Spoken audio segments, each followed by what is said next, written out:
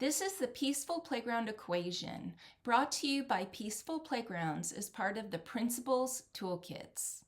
This is an AI recording based on the knowledge and expertise of Dr. Melinda Bossenmeyer, 30 years in public education. Hey, welcome. So today we're diving into a problem that pretty much everyone knows, maybe a little too well. I'm talking about the chaos of school recess. You know the scene, kids running wild, arguments breaking out all over the place. It's this universal headache. But what if the fix is both way simpler and at the same time way more complicated than we've been led to believe? So let me just ask you this straight up. What is the secret to a perfect recess? You know, a time where kids are actually active, they're happy, and they're getting along? For years, schools have been trying to crack this code.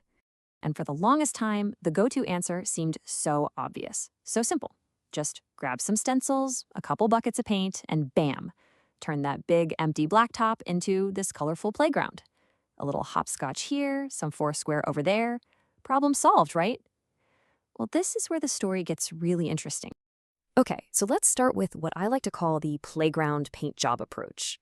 This is that first intuitive idea that, honestly, it seemed to make perfect sense to just about everyone.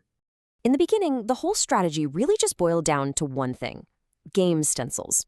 The logic was, hey, if kids are bored or they're fighting, it's probably because they don't have anything structured to do. So if we just paint the games right there on the ground, that should fix everything. It's simple, it's elegant. But was it the right solution? Well, as researchers actually started watching what was happening on these newly painted playgrounds, they pretty quickly realized the problems went way, way beyond just kids being bored. The paint looked nice, sure, but the big problems, they weren't going anywhere. Researchers started to get it. Just giving kids a decorated space to play in wasn't nearly enough. A playground is a super complex social ecosystem, and all they had done was treat a really surface-level symptom. And this right here, this is what they found was really going on. It wasn't just one thing. Yeah, widespread boredom was on the list, but there were also constant arguments, a total lack of basic equipment, like you can't play foursquare without a ball. The rules were either unclear or changed every 5 minutes, and you had all these complex social dynamics you'd expect when you just throw 100 kids together in an empty space. And this brings us to a huge turning point in this whole story. It's that moment when everyone had to admit that the simple, elegant solution, it just wasn't working. This really just lays it all out, doesn't it? Of course, right after the paint dried, you saw this little spike in activity. The kids were curious, it was something new. But that novelty, it wore off, and it wore off fast. The deep-seated social issues, the arguments, the fights, the kids feeling like things were unfair, all of that was still there. Turns out, paint doesn't teach you how to share, or how to solve a dispute, or how to take turns. And here's the absolute key. A superficial fix cannot solve a deeply social problem. It just can't. Painting some lines on the ground, that's an environmental tweak. But the real problems were behavioral, they were social. You were basically just putting a Band-Aid on a broken bone. So, if a simple paint job wasn't the answer, then what was? This is where things get really fascinating, because it led to what you might call the real recess equation.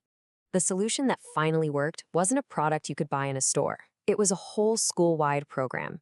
It's called Peaceful Playgrounds, and it was built from the ground up, using all those observations about what was actually going wrong out there on the asphalt. This wasn't just another paint job, it was a total rethink of how recess should work. And listen, this was no flash-in-the-pan idea.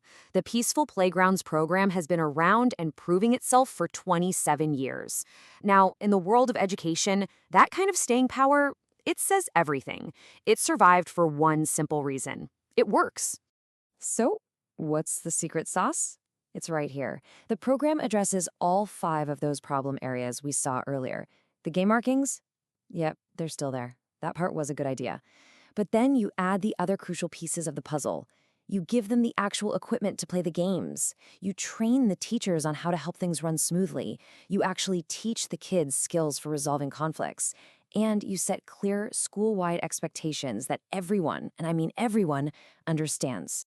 And the founder, Dr. Melinda Bossenmeyer, she really nails why this is so powerful. She says these games aren't just for running around and having fun, they're inherently social.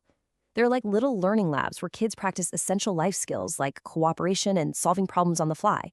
The big insight is that you have to build the skill building right into the activity itself. So as we start to wrap this up, it's pretty clear this story isn't just about playgrounds, is it? It's a fantastic case study in how we think about solving problems, period. The big takeaway, the thing to really remember, is this. When you're up against a complex problem, a simple, one-trick solution is almost never going to cut it. The chaos on the playground wasn't a paint problem, it was a systems problem. And so it needed a systems-based solution, one that took on the environment, the tools, the skills, and the culture all at the same time. And that brings me to my last question for you. Just think about it for a second. In your own work, in your community, maybe even in big national policies, where else are we trying to slap a simple paint job on a really deep, complex social problem? You know, just hoping for the best, when what we really need is something so much deeper, so much more comprehensive. It's something to think about. Thanks for tuning in.